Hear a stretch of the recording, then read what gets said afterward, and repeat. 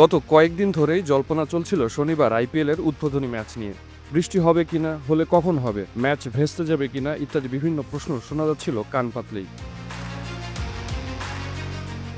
শনিবারে ইডেনে ঝড় এলো বটে, তবে তা কালবৈশাখী নয়, কোহলি সল্ট ঝড়। সেই ঝড়ে প্রথম ম্যাচেই উড়ে গেল আজিঙ্কা রাহানের কলকাতা। বিরাট কোহলি এবং ফিল সল্ট মিলে যে ইনিংসটা খেললেন প্রায় ৪৫ মিনিট ধরে, সেটাই দীর্ঘদিন পর কলকাতার বিরুদ্ধে জেতালো বেঙ্গালুরুকে। তাও আবার ২২ বল ৭ উইকেটে জিতল বেঙ্গালুরু। রান রেটও অনেকটা পিছিয়ে গেল কেকেআর। ইডেনে আসা দর্শকদের রথ দেখা এবং কলা বেচা দুটোই ভালোভাবে হলো। শাহরুখ খানের সঙ্গে কোহলির কোমর দোলানো যেমন দেখতে পেলেন, তেমনি ব্যাট হাতে কোহলির ম্যাচ জেতানো ইনিংসেরও সাক্ষী থাকা গেল। উপরি পাওনা শ্রেয়া ঘোষাল, করণ আউজলার গান এবং দিশা পাটানির নাচ।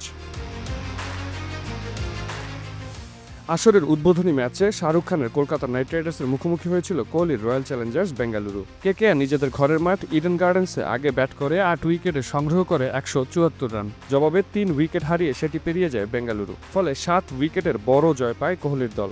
লক্ষ্যতারায় নেমে কোহলি ও ফিল সল্টের ৮.৩ ওভার পর্যন্ত স্থায়ী ওপেনিং জুটিতে ৯৫ রান পায় সফরকারীরা। সল্ট ৩১ বলে ৯-৪ ও ২ ছক্কায় ৫৬ রান করে বিদায় নিল। কোহলি হাল ধরে রাখেন শেষ পর্যন্ত। মাঝে দেবদূত পাডিক্কাল ১০ রান করে আউট হন।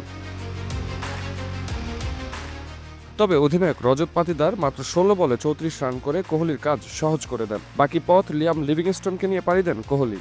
দলকে জিতিয়ে মাঠ ছাড়ার আগে ৩৬ বলে ৪-৪ ও ৩ ছক্কায় অপরাজিত ৫৯ রান করেন বিরাট।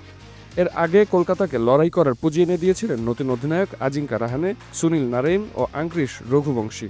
রাহানে ৩১ বলে ৬-৪ ও ৪ ছক্কায় ৫৬ রান করেন।